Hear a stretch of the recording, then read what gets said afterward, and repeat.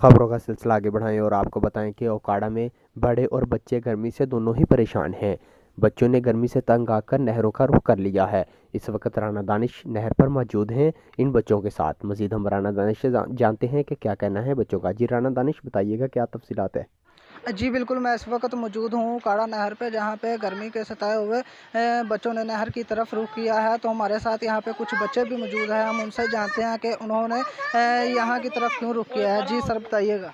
अस्सलाम वालेकुम जी भाईजान, हम तो इसमें 5 साल से हैं। हम नहा रहे थे, हमने रोज़े रखे हुए, छोटे छोटे बच्चे हैं, गर्मी के बहुत सताए हुए थे। नाले इंजॉय करें और नाले मौज मस्ती करें। मेहरबानी, अल्लाह हाफिज़।